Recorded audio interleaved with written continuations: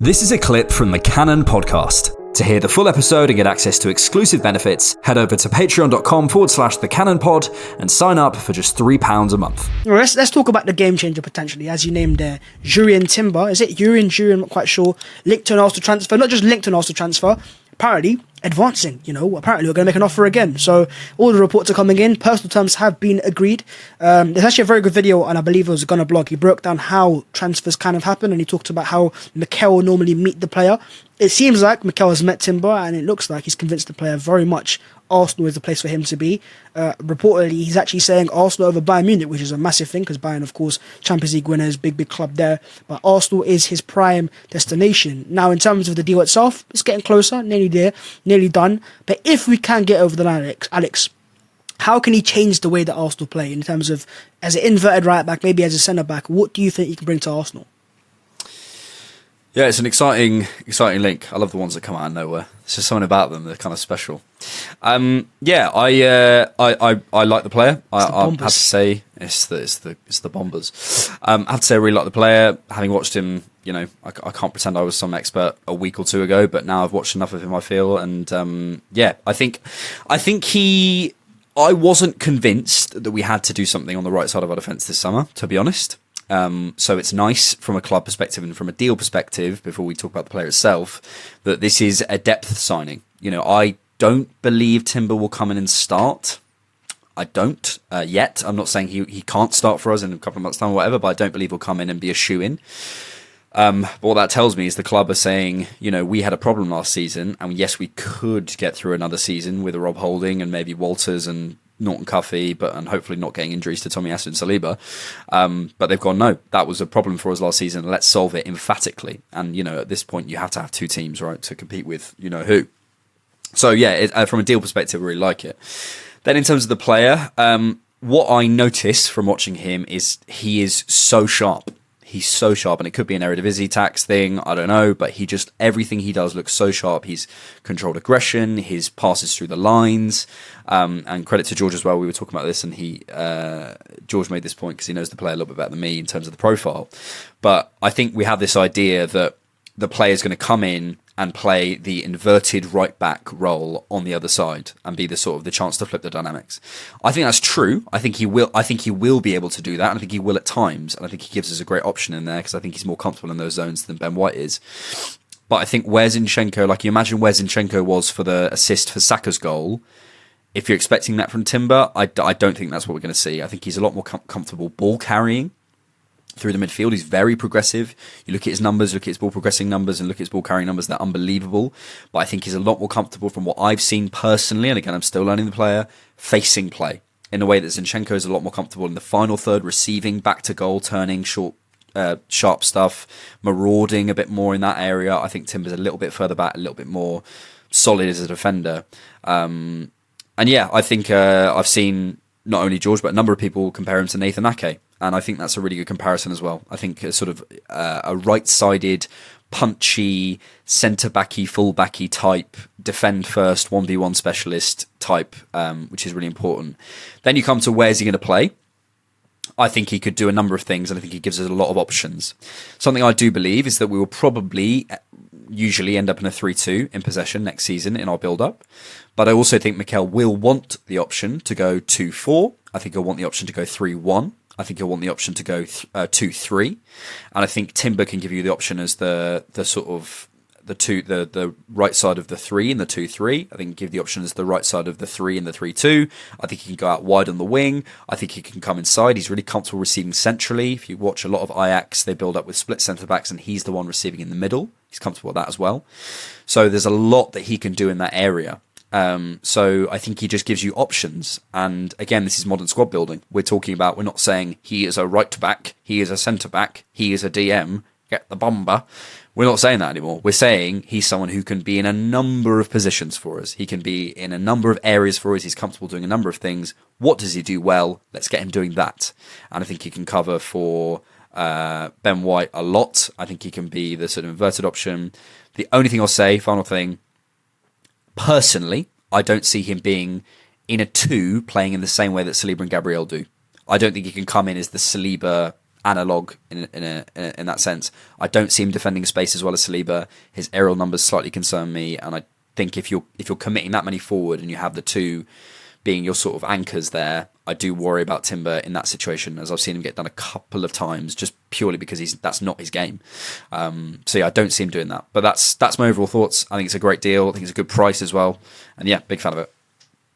No, it's a great price, to be honest with you. I think for the price, the quality is absolutely incredible. And when you look at the type of player, the only thing that I'll add to, Alex, I was talking to many people, just trying to temper expectations, because I think people have a role that they see last season and they're like, whatever we buy must replicate that role. So when I saw people saying he's Zinchenko, kind of in an inverted terms, I disagreed with the fact, not that he could invert, but more that he would play the inverted role like Zinchenko, who is more back to goal in oppositions. He's got a little bit more about him in terms of not just facing play, but he's able to progress with kind of markers hitting him from behind. Jurrien Timber is somebody that, is going to be a huge truck that is moving forward through the center of the pitch. Once he gets started, he keeps going. One of the things that I do think he needs to work on is some of that cuteness in tight spaces. For example, if you guys remember back, there was a one goal that I thought was perfect Arsenal in terms of the Everton goal when Zinchenko switches from the left towards the right, and he's able to operate in that half space and slip in Bukayo Saka. Like, that type of goal and awareness is something that he will develop, but he's not there yet. He's not going to be able to invert in that same way that Zinchenko was and have that positional freedom to recognize that's where the space is and go. Right now, he's a little bit more Nathan Ake, where he is a third center back in a 3 type, and he can move and step into midfield brilliantly. He's got an insane dueling capacity. I think he's very strong in the challenge, and I think he's very agile in the first 5 yards, especially horizontally. He can really move, and I think that's what makes it so exciting. He's just ultimately another alternate ball-carrying progressor that we can add in the back line, and that becomes really, really important for phasing out a certain Rob Holding.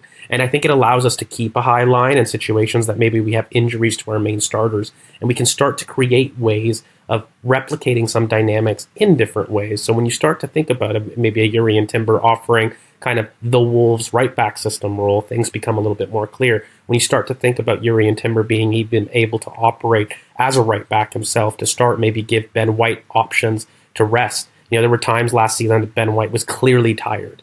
And I think just being able to have that flexibility means that you can have your starters playing their best minutes more often. And I'll repeat that because I think that was a big point of last season, where even though that you have the players and they're not injured, if they're running on fumes, you're not getting the same player. I would rather have a Ben White for 20 minutes that is overlapping up and down the pitch, able to push Saka inside a lot more than I would a 90-minute reserve Ben White that is unable to kind of leave basically Saka stranded, isolated on the wing. And so Jurrien Timber allows you that flexibility to maybe rest as Saliba, who is on a red fume, who's again himself maybe not ready to start that game. He gives you that flexibility. And of course, I think moving forward, I've made the claim he's more Nathan Ake now, but I do think he will develop into a Rico Lewis type of player. That fullback play he will learn, and with a lot of coaching, he will be able to become the Zinchenko inverted option. But right now, I'm really excited by the player. Do you guys believe, as just an idea, he has the potential to maybe play as a 6 as well, like in terms of in the future as a role? Because I talk about the links to obviously Timber, and they came out of nowhere, but they kind of came straight after the whole Caicedo rumours fell apart, and that whole thing kind of started to slow down. And so, do you guys believe that maybe he can be coached into a 6 as well as an option? Definitely, I think he's got the dueling capacity. He's got the really sharp half turn, by the way. Like, one of his superpowers for me is, if you look at it, he can turn. His turning radius on a dime is incredible. Like, he can really spin people. And I think that as he develops, the only thing that I need to see a bit more of is more consistency in his passing range. And what do I mean by that? His long passing. It's still quite floaty. I think I've mentioned this in kind of other pods, but when you look at his technique, he doesn't strike through the ball in terms of his long passing. He still kind of chips it. It's a little bit floaty, and he needs to change that if he was to move to DM in a long-term sense. But one of his better qualities is kind of the between-the-line medium pass, like the pre-assist pass in those half channels is phenomenal. So he's got that. I just think he needs to work a little bit more on choosing maybe the right option. Right now, Jurrien Timber knows one mode, go. Like, he is not able to slow down in terms of picking his head up on the dribble. that is one thing that I think he needs to work on in a similar sense how Martinelli needed to work on. And by the way, all these the kind of dribble first type players, they need that little pausa development from a coaching perspective. So I think that needs to be tweaked. But then, yes, if you're asking me to get off the fence, George, can he become a DM option? Absolutely. Like, he's not small. He's 5'10". The only thing is the aerial ability would worry me. Not small. I prefer a different type. I prefer a Declan Rice type of player. Yeah. and it's not, but it's just I prefer somebody more sturdy, more able to compete in those aerial duels, particularly because I feel that we're going to leave our DM isolated as we commit more bodies forward. I think that Jurrien Timber is going to be somebody that can help us and build up, but then he would be useful higher up the pitch, let's say. I don't think he'd be useful defending space. Like, you're not maximizing his best qualities there. So, yes, the versatility is there. Do I think he becomes the starting DM down the line? No. But he could offer that versatility if somebody needed a rest. Thanks for checking out the Cannon Podcast. To get full episodes and access to exclusive benefits, head over to patreon.com/thecannonpod and sign up for just £3 a month.